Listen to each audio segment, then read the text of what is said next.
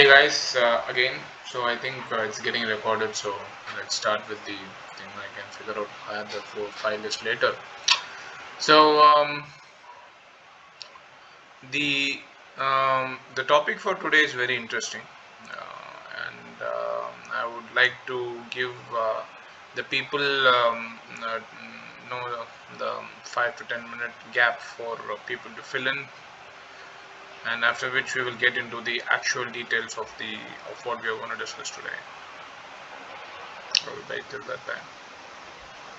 It's a very cool topic, excellent topic, and something that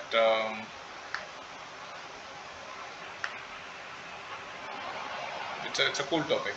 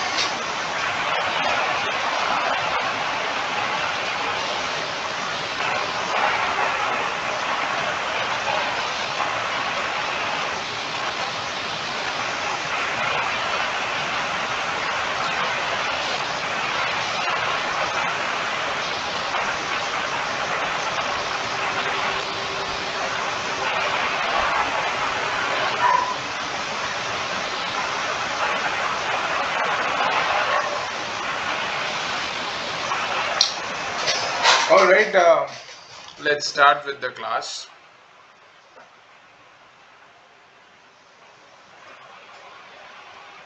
So the phenomenon that we are going to discuss today it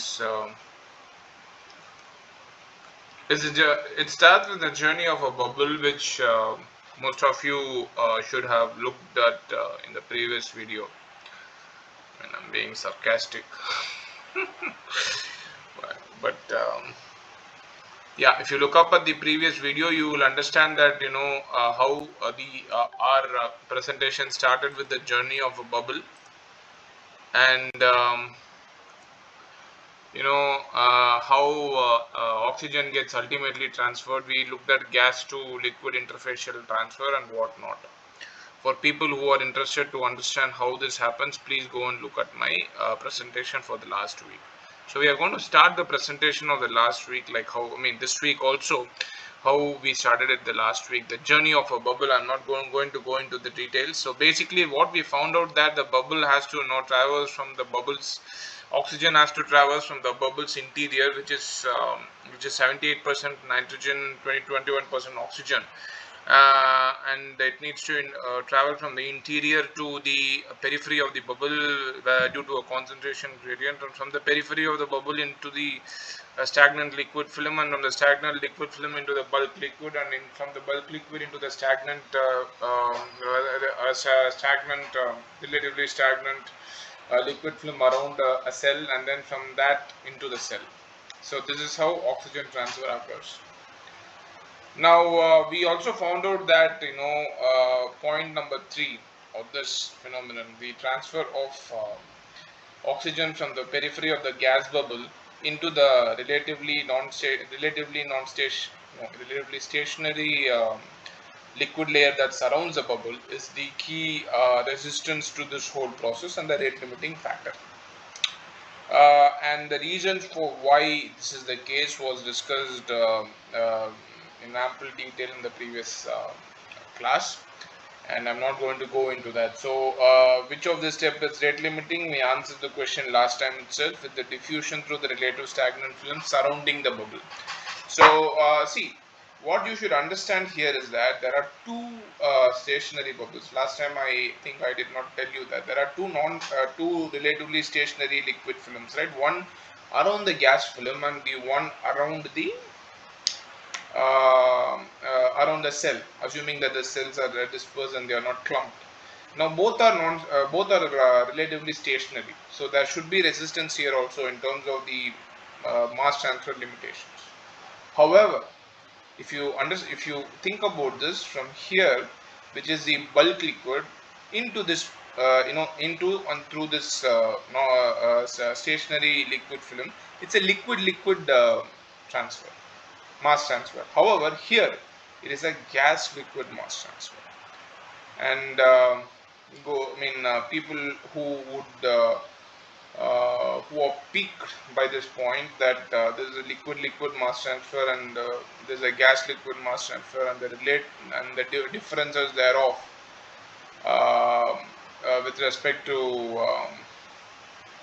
how the kinetics of liquid gas transfer is with respect to that of gas liquid gas mass transfer. Go and look at it and figure out why point number 3 and not point number 5 is the rate limiting process. We know that point number 3 is the rate limiting process. For the purposes of our discussion, to take our session forward, we need to know that. So we kind of figured that out last week itself.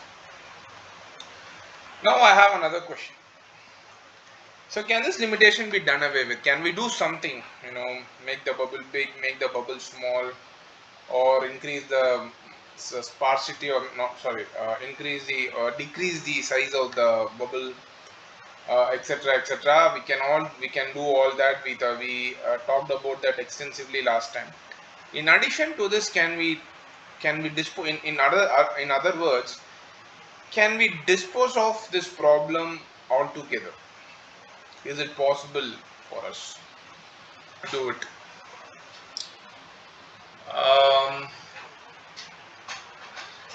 Actually, the answer is what is going to take us through our journey today. I'll give you a clue. So basically, instead of bubbling gas through the chamber or the bioreactor, we are going to use a liquid supply of gas. Now, when I say liquid supply of gas, people might think that we are going to supply liquid oxygen. But do you think that is the answer, or it should be some other type of liquid store of oxygen? Think about it. So the answer to, can this limitation be done away with? Yes, it can be done away with by using a liquid source of oxygen. Now, could it be liquid oxygen or a liquid store of oxygen? And if it is a liquid store of oxygen, what is that? I mean, it's a tough question, so I'm going to give you a minute or two to think about it. And if people come out to answer to an answer to all these questions, they should seriously consider a career in science. And, yeah.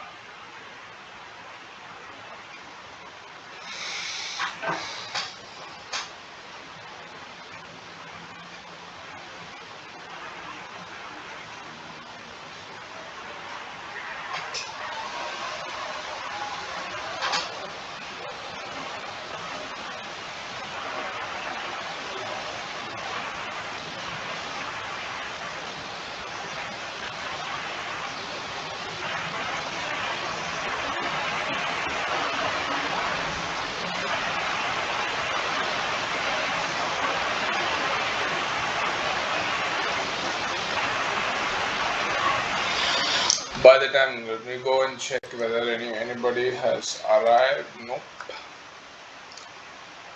I think people are getting transport phenomena much better, so they don't need new ideas or new. I mean, sure, the lectures are good enough. I hope you listen to the lectures and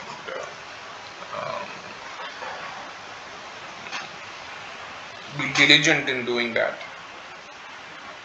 because if you do that through all the math and other stuff, you will actually be able to appreciate the subject and learn something.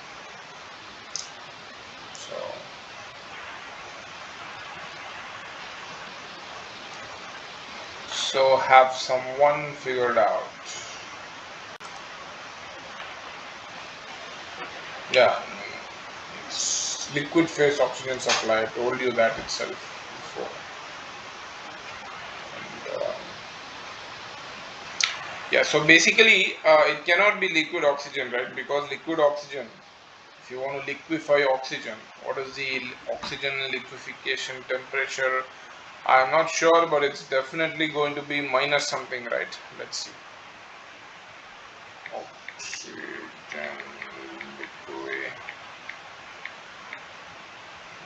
Oxygen liquefies at what temperature?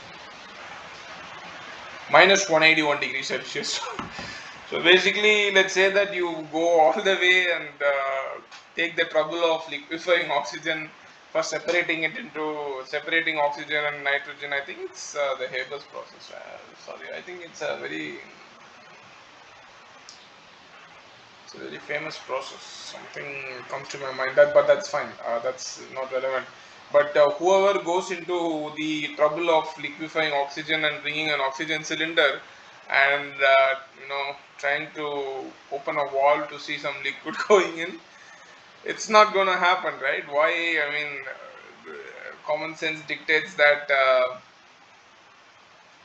it's just a matter of few seconds that your liquid oxygen is going to become gaseous oxygen, because it comes into room temperature. You can keep the bioreactor at minus 181, but no organism will grow. It will just increase the electricity bill of your laboratory. So so that's not the point. You cannot use liquid oxygen, so you need to use a liquid store of oxygen. What is it? So people who have gotten this, I mean, kudos to you. It's called hydrogen peroxide, H2O2.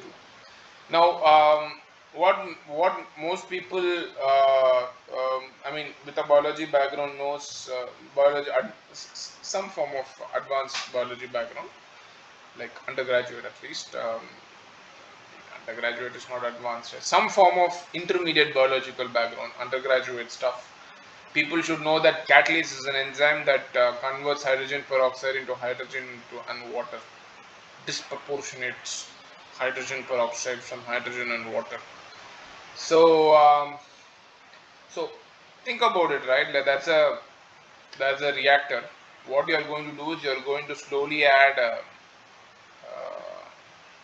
hydrogen peroxide, and what you are going to do is uh, now think about this. That is now let's go back to this figure. Now instead of this gas bubble, you have added hydrogen peroxide. So there is no resistance here. Point 3 is taken out of the question. There is no resistance here. Everything is, I mean, there is resistance here too, but it's a liquid mass transfer, which is whose kinetics is swifter. So let's say that there is some amount of resistance, but not that much. But once now think about this. Where is the catalyst? Where the catalyst should be for the cell to get oxygen? Should it be in the bulk liquid, or should it be inside the cell, or it should be at the periphery of the cell, or we should supply? Yeah, should it be when I say it should be in the bulk liquid? It should be supplied by us. And by the way, catalase is available as a commercial product. You can supply it in the bulk liquid. So you now, as a scientist, you have two options. You can either supply it in the bulk liquid, or rely on some other mechanism, in this whole schematic, to come up with the successful implementation of LPOS, liquid phase oxygen supply. So what will you do? Will you add catalase in the bulk liquid, or do something else? Now think, the people who got hydrogen peroxide, I want people to think, uh, now put on their scientific hats and think. Others, take a break or think, your call.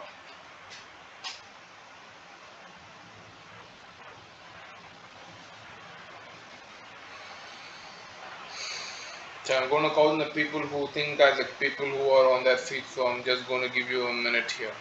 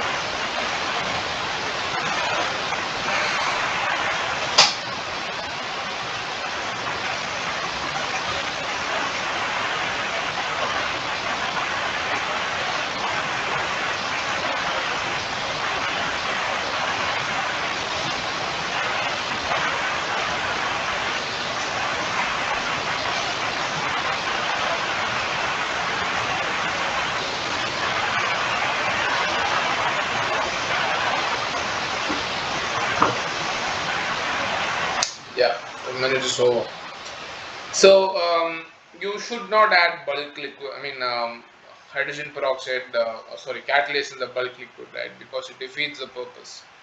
So let's say if you are adding hydrogen catalase in the bulk liquid, catalase is going to convert hydrogen peroxide to oxygen and water, and we are stuck with the initial problem. The gas becomes a bubble, but here it will be a bubble with a higher surface area for a given volume, and you save on the compression cost. Compressed air is one of the most important costs of any industrial process, and you would have saved there, but scientifically you would not have solved the problem. Yes, there will be oxygen in the fluid in the culture medium, but it will be in the gaseous form again. So the point is, you should not put catalase in the bulk medium. So now some people might have gotten it. So catalase is an enzyme that's present. It's ubiquitous in most cells, and it should be expressed at least at a basal level in most cells, because hydrogen peroxide is one of the most common. Um, so hydrogen peroxide. Before going into why catalase is ubiquitous, I need to tell you something. Hydrogen peroxide is a reactive oxygen species. Uh, yeah, yes, indeed, it's a reactive oxygen species. And due to the uncharged nature of hydrogen peroxide, it can diffuse very easily. So, diffuse relatively easily through the lipid bilayer into the cell. So, why uncharged molecules can diffuse easily and charged molecules cannot? I have given you a detailed explanation on the lecture in the week before the previous week. Please go through that and come back, or Google it. People who want to the more entrepreneurial, the people with entrepreneurial spirit, Google it and find it out why. Now, yeah, so it's an reactive species, and what reactive species does it irreversibly damages the cell. Um, a reactive species is a species with a single electron, unpaired electron in it. And as you all know, electrons in orbitals that are paired are stable. Electrons that are unpaired, they are not stable. They are very unstable, and they just are looking for ways to unload that electron. But this is a simple definition of a reactive species. But a reactive species is any species which can easily uh, um, um, in the case of hydrogen peroxide, it does not have a lone pair of oxygen. But hydrogen peroxide has a capability of interacting with other components of the cell to create reactive species. And well, to be um, um, if people who are interested, they can go and look at Miller reaction and Fenton reaction, especially the Fenton reaction, how hydrogen peroxide um, reacts with certain components of the cell to to generate reactive species by itself. So um,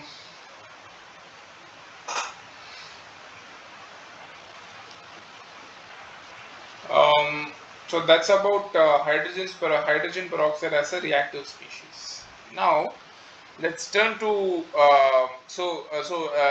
that's about hydrogen peroxide as a reactive species, and the reason for almost all cells found in nature to have a basal level of catalase always present, so that hydrogen peroxide does not wreak havoc into in its uh, in its cell, doesn't oxidatively damage the cell. That is the term for it. And uh, This is a defense mechanism of the cell. So we can always rely upon some amount of catalyst activity in the cell. Now what happens is that when hydrogen peroxide gets into a cell, the catalase that's present in the cell disproportionates it into water and oxygen. And now the oxygen is inside the cell. So all this, right, starting from point 1 to point 6, oxygen is inside the cell. From inside the cell, it needs to go to the intended site of oxygen reaction. But a cell is a small space, you know, diffusion happens, life happens, and when compared with the orders of magnitude of this whole micro, you know, whole not micro, this macro bioreactor and stuff like that. This is like thinking about an individual and the cosmos. So inside it will very easily diffuse into the site of the reaction. So this is a look at the simplicity of it. So basically you have overcome one of the most important or one of the most rate limiting process in a bioprocess setup, just by thinking in a simple commonsensical way. The cell has an antioxidant defense, and we have an antioxidant which is also a store of oxygen.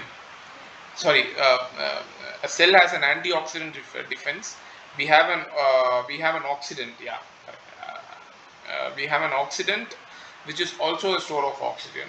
And this oxidant when goes inside the cell, which can relatively easily diffuse inside the cell, it is transferred by the cell's antioxidant, i.e. catalase, into the oxidant is hydrogen peroxide. It's converted into oxygen and water, and reaction occurs. So basically, just by adding hydrogen peroxide, we have taken out one of the most important rate limiting processes in bioprocess.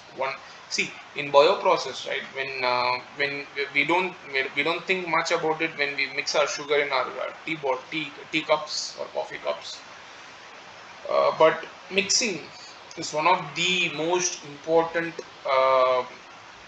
laborious, power consuming process in large scale fermenters, large scale reactors, large scale photobioreactors, etc., etc., etc. Mixing and oxygen transfer. So here we have taken oxygen transfer out of the equation itself, just by adding hydrogen peroxide. Look at the beauty of it. It's simple, it's elegant. Now I'm going to now go into I'm going to increase the complexity a bit more. So what happens is that the active site of an enzyme,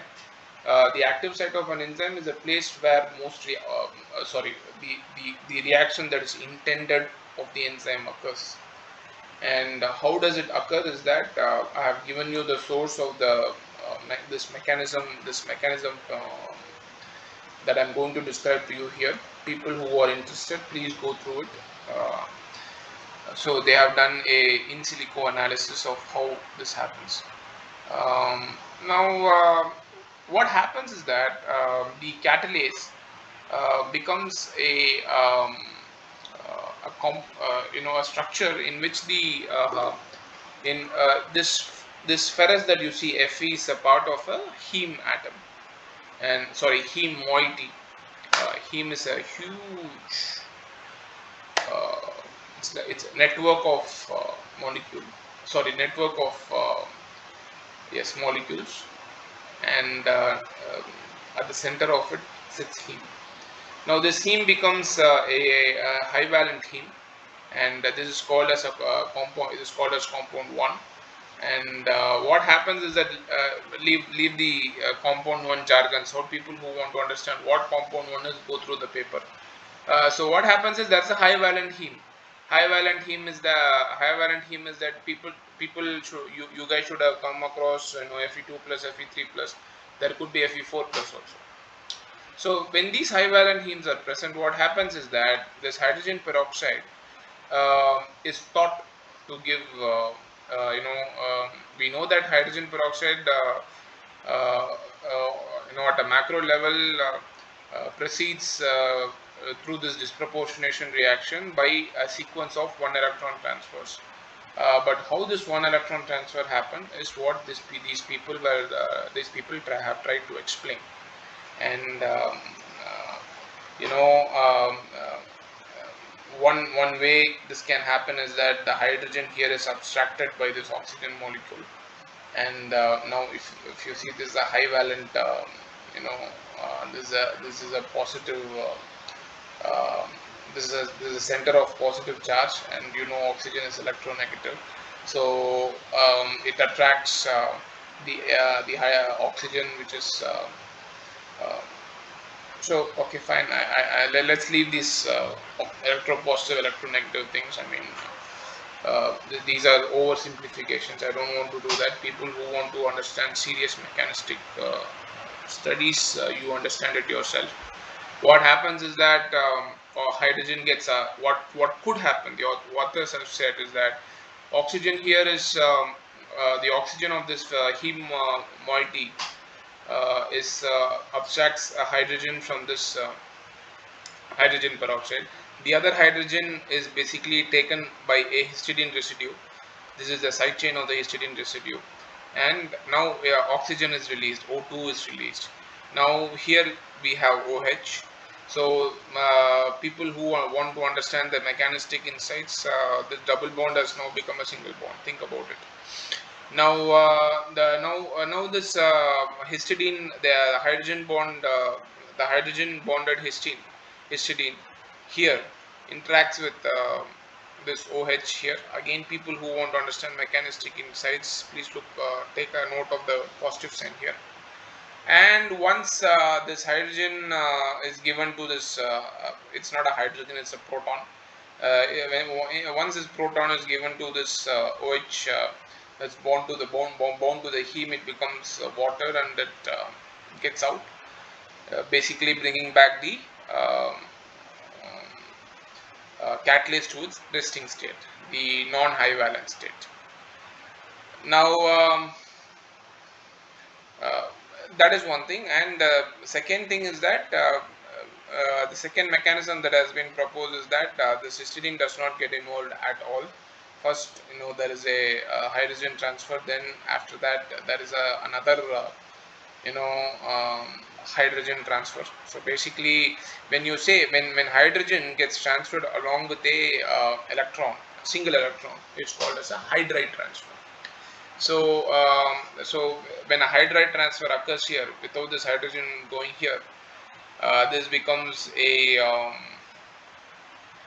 you know oxygen, I mean water molecule, oxygen molecule here goes away, and the water molecule also goes away, thereby bringing the enzyme back to the uh, resting state. So this is the this is how mechanisms typically work. So people who wonder why this guy is bringing this complex mechanics into the equation, not into the equation, into this uh, lecture, should understand that you are now at a point where you should decide about whether you like these kinds of puzzles, or you want to do coding and get into IT.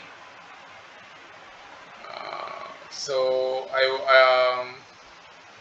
many mechanisms like this exist, and there is a commonality in many mechanisms, and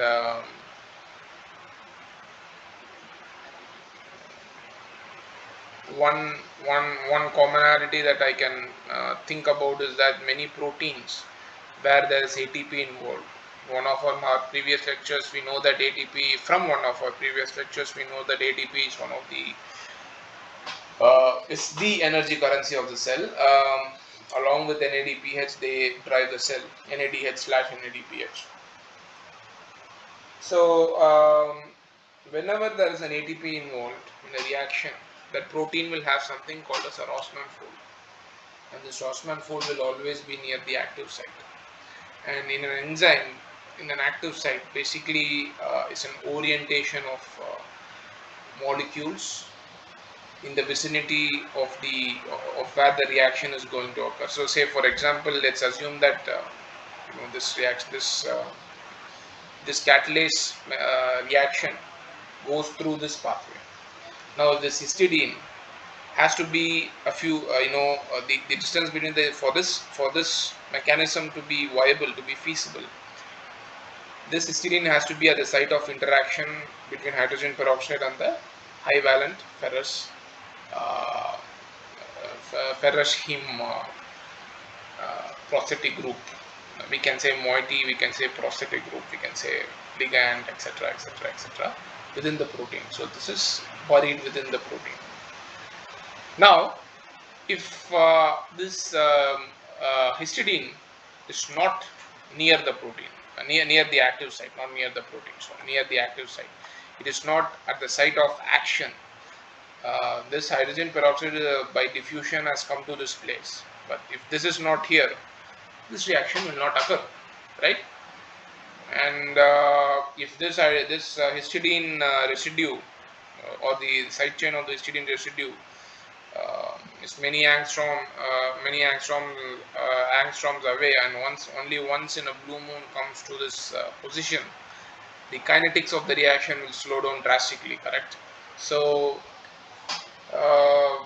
the enzyme's active site is a three-dimensional arrangement of things. So how you sit in a room, think of the enzyme as a big building and the active site as a flat in the building.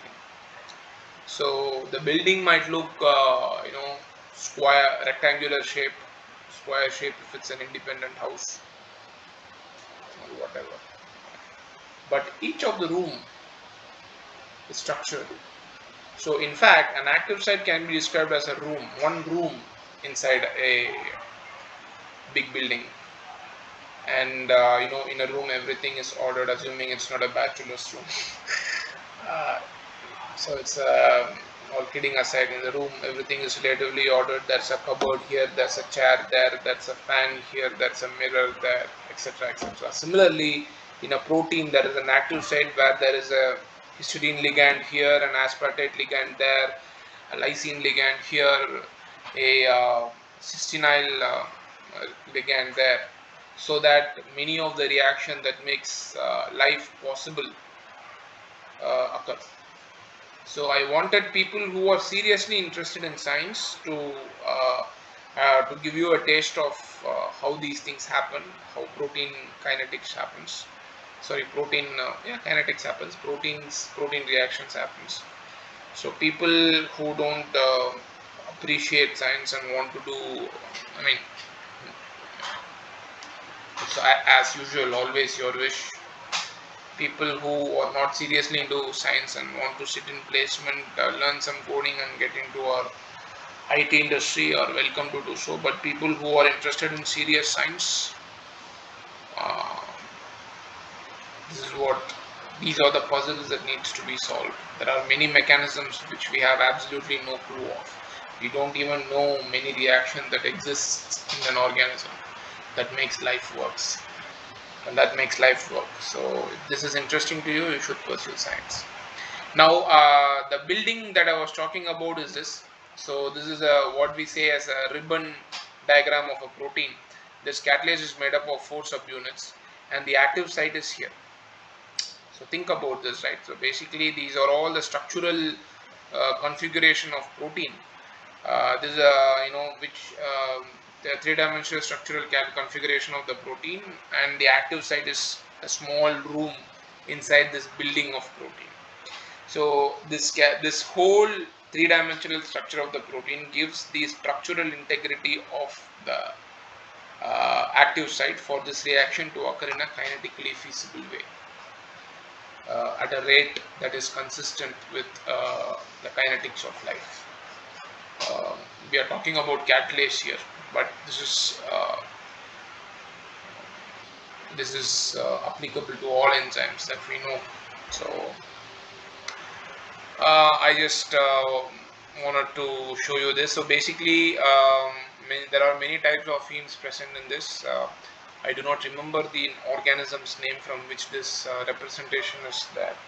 But in the same paper, there is another representation where heme D is there instead of a heme B, and all these, many alphabetized hemes, chlorophylls for that matter, etc., etc. Even chlorophyll is a type of it's a network of molecules, like how heme is. Look at how heme is, right? It's network that you can see, a clear network of molecules that are there, and that the other catalase that was described in the study in this way consists of a heme D, and it should differ by a functional group, some here or there, a methyl substitution or a carbonyl substitution. But that is specific to that case, but this is the generalization that happens. Now, yeah, we came to this slide before, but isn't hydrogen peroxide a raw? Yes, indeed, and its charge-free nature, it can diffuse easily into the liquid bilayer. So now, if think about what the challenge that you will be facing here. Not everything is rosy, right? So if you add over a certain threshold of concentration of hydrogen peroxide, it can overwhelm the cell's scavenging capacity, right? So basically, there is only a certain amount of catalase that is present in a cell at certain given point of time, and if you are going to add such quantities of hydrogen peroxide, which translates into quantities inside the cell, which the cell is not able to handle, it will result in the death of the cell. Correct? So one way here is to control the concentration of hydrogen peroxide in a way that the cell can handle it. That's one way. The other way is to vaccinate the cell against hydrogen peroxide. So here, what does vaccination mean?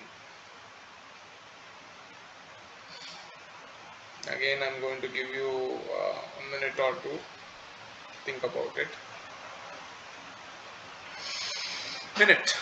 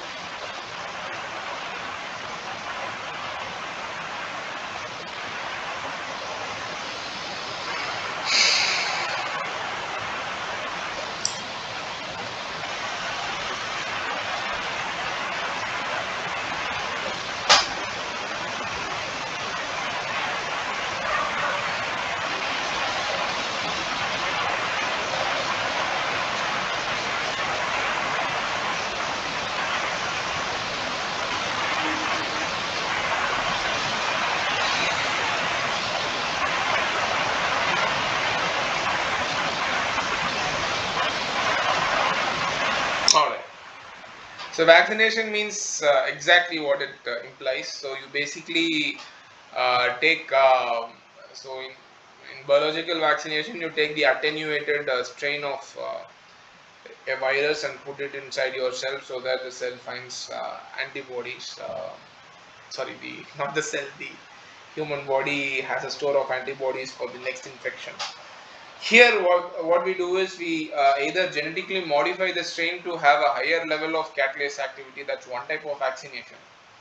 Other is to keep it under a stress of hydrogen peroxide, so that the cell's basal level of hydrogen catalase generation goes up.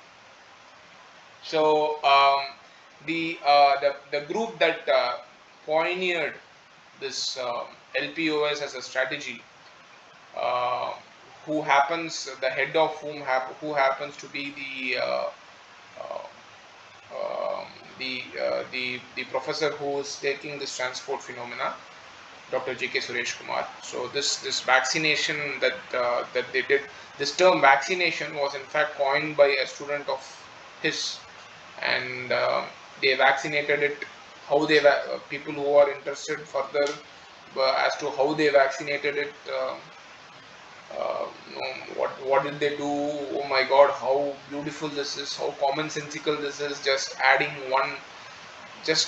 hydrogen peroxide just creates magic inside the cell. Now you should I would like to add something here. Now when you say a bioreactor, most people who have some kind of a biological wet lab biological experience should see a culture broth as a LB medium where you inoculate E. coli, and that E. coli becomes the medium becomes turbid, right? So that when you see that LB medium itself, when you just visually compare it with that of water, it will be a little bit more viscous, right? And the turbid E. coli after the growth will be even more viscous, I presume. Now there are certain conditions where we use certain reagents in the cell in the medium, such that the medium itself is highly viscous, and the, uh, the growth of the organism will make the medium viscous. Certain fungi, especially mycelial fungi, when they are grown, they will make the medium viscous. Now let's go to this the journey of a bubble. Now what I said was this was the layer that was relatively stagnant, right? When it is viscous, this whole bulk liquid, the viscosity is going to be high, and it's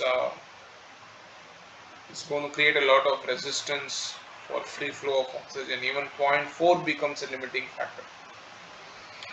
And if you want to scientifically put, I mean not scientifically, if you want to put it perfectly well, the plates between which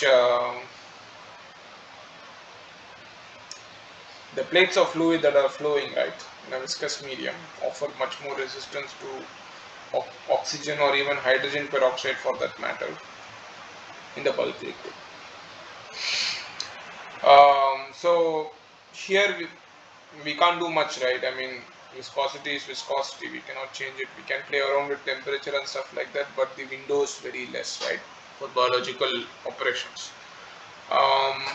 No, the window is very limited, not less.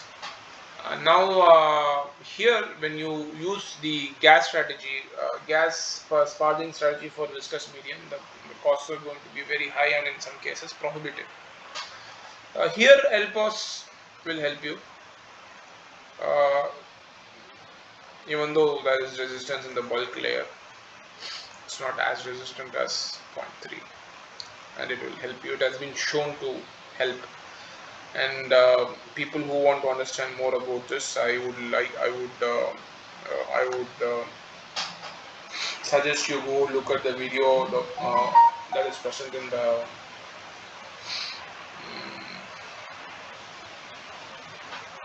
present in your portal, and that's about that.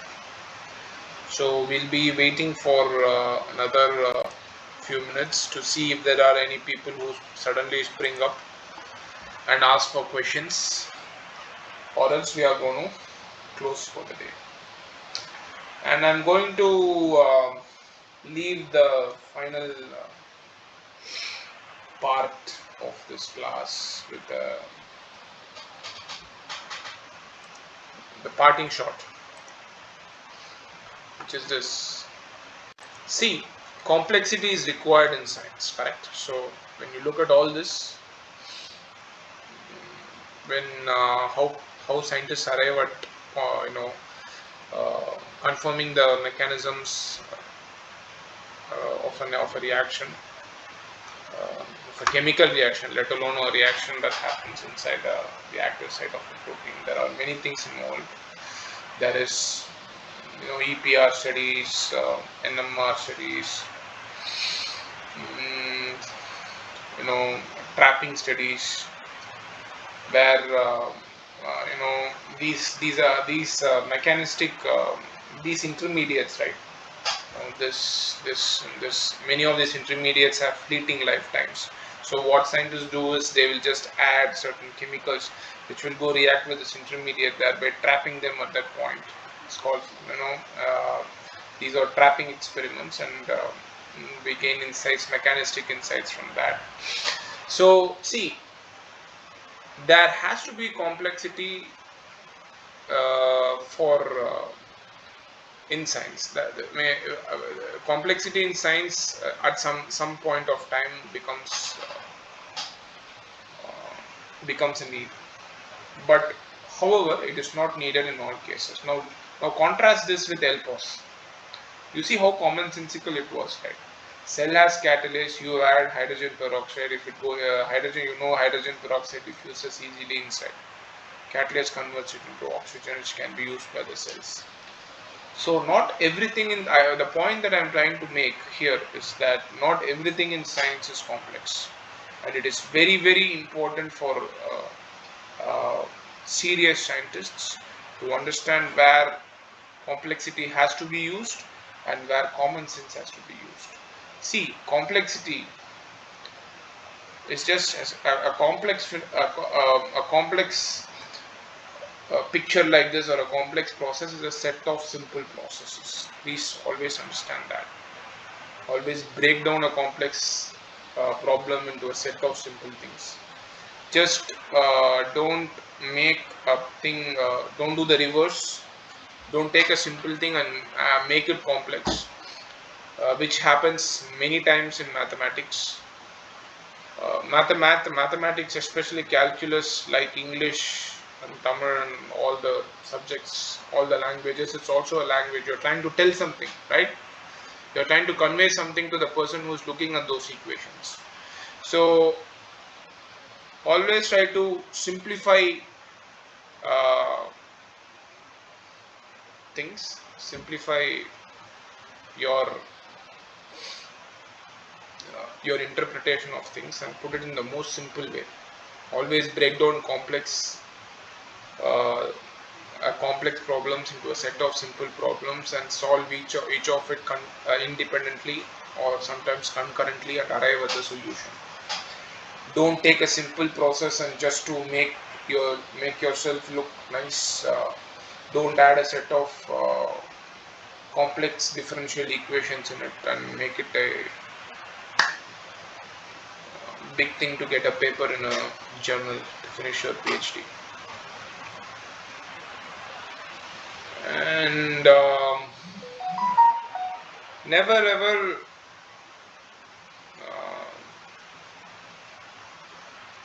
confuse activity for useful work. That's what I would say for all serious scientists who are listening to this. So as usual, there is nobody here. So all right then, guys. See you next time. Bye bye.